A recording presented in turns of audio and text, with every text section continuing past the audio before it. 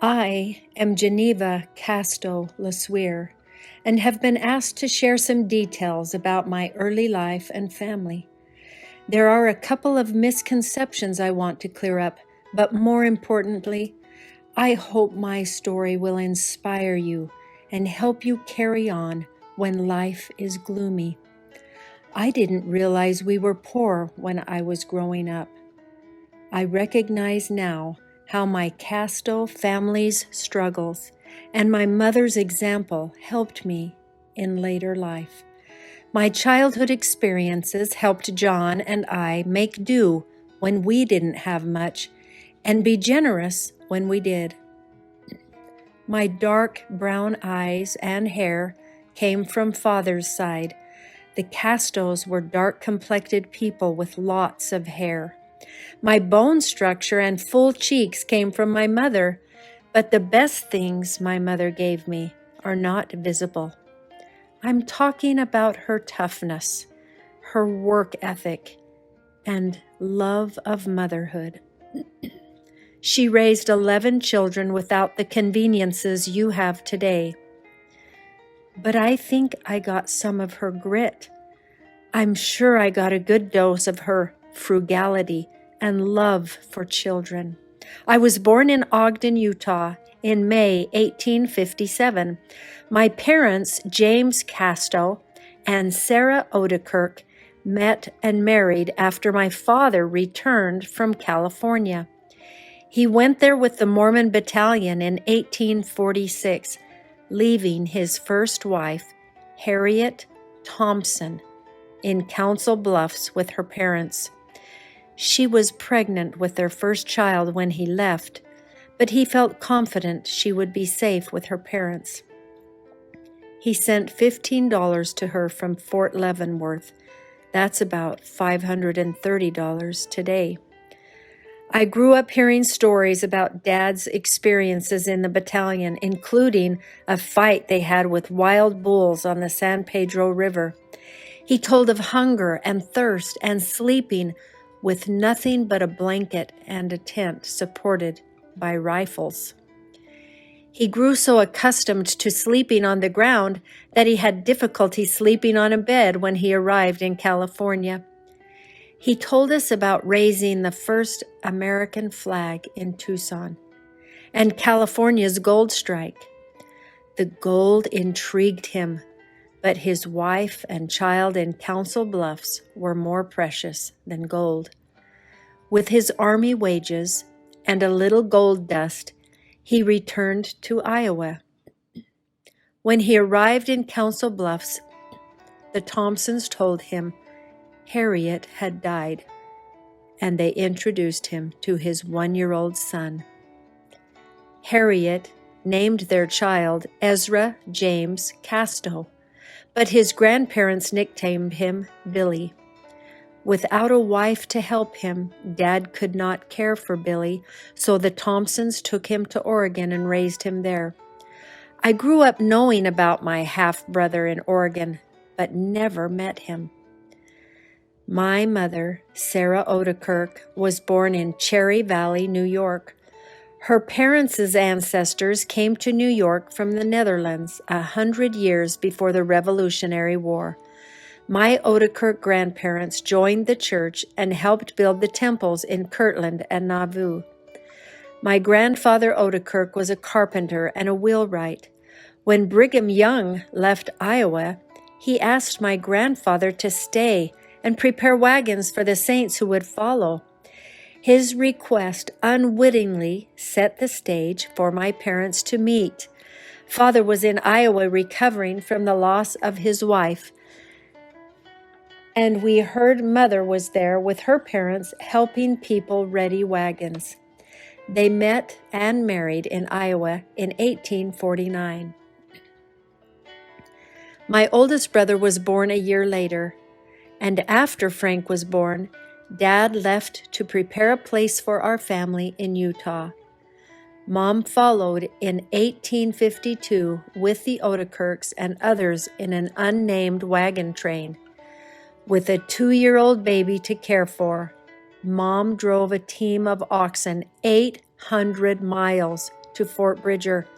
Her siblings, mother and father, 6 in all, drove extra oxen and 3 other wagons. Oxen are mature, tame cattle with horns long enough to keep a yoke from slipping over their heads. Still, it's a chore to catch, harness, and get them to pull a wagon over uneven ground and across rivers. The yoke for each ox can weigh 50 pounds. I marvel at moms driving a wagon 15 miles a day with a 2-year-old child in an unfamiliar and sometimes hostile environment. My mother had grit. My parents planned to meet at Fort Bridger, but Father was not there when Mom arrived. There may have been some crying or cussing, but she didn't give up.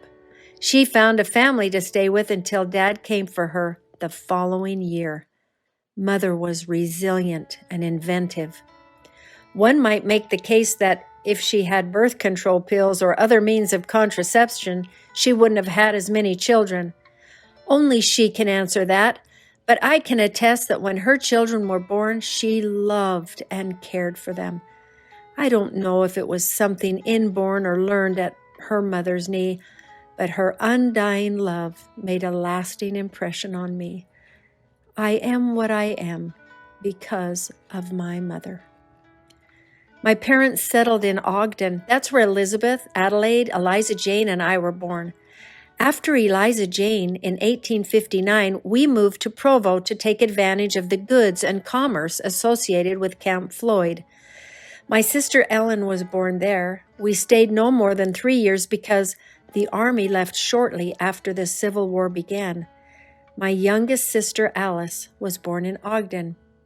The last 2 children, Thomas and William, were born in Mount Pillier, Idaho.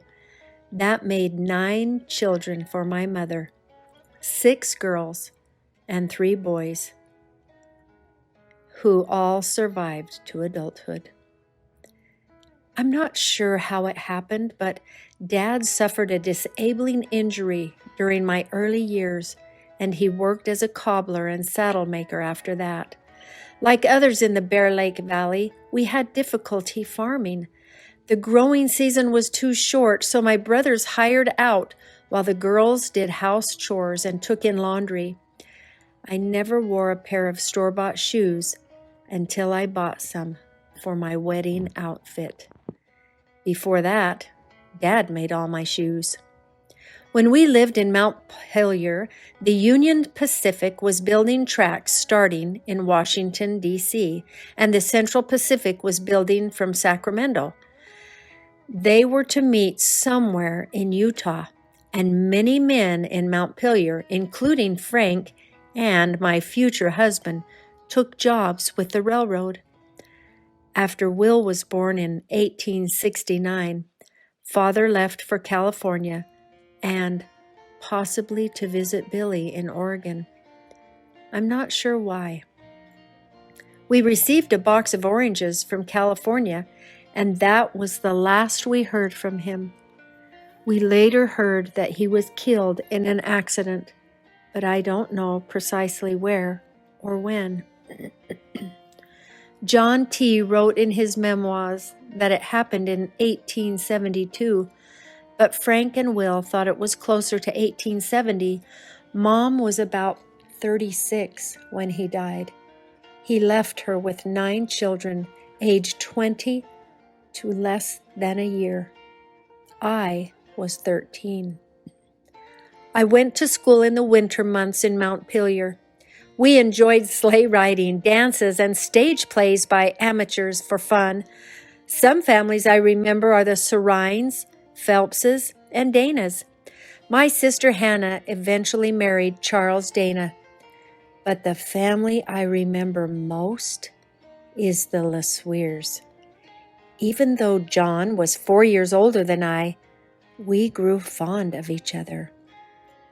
In 1872, when I was 15, my family moved to Wyoming, and it was sad to leave my friends in Mount Pillier, especially John. But it ended up being a good thing for Mom.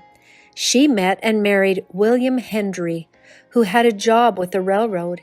He had never been married and had no children. Most of us kids moved back to Montpelier a couple of months after the wedding in 1874, and I was so happy that John LeSueur hadn't forgotten me. I had been gone for almost 2 years. He and I started seeing each other regularly and were married in 1875. I was 18 and John 22.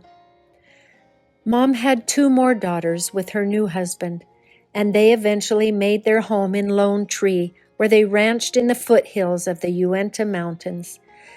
They were married for 20 years until he was killed in a terrible wagon accident. It broke Mom's heart, and she died a couple of years later at the age of 64. I think the years in Lone Tree there were her happiest.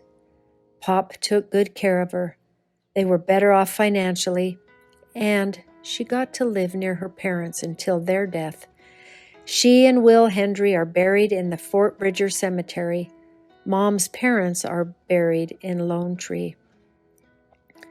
I won't say much about our children. I do want to show you pictures of them, though.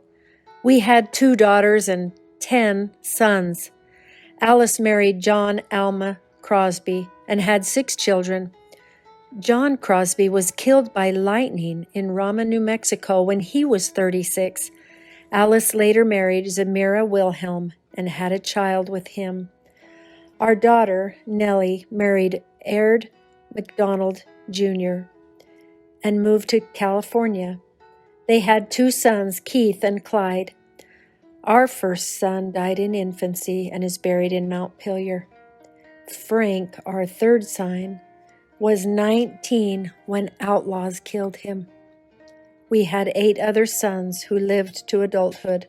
From left to right in this picture are James, Walter, Carl, Paul, Leo, Ray, Charles, and Harvey. My husband was the love of my life, and I was his. He was a businessman and a good provider. I could pinch a penny, so we were able to build beautiful homes in St. John's and Mesa. After our kids were grown, we donated our house to be used as a hospital. When I was 68, I had a stroke that left me bedridden and unable to express myself very well. I watched John care for me faithfully for 17 months until I passed away in 1927. We had been married for 52 years, and John lived 18 more as a widower, dying in 1945. I hope my descendants will learn from our marriage and experiences, and that they will work to build the kind of relationship we have. That is my greatest desire.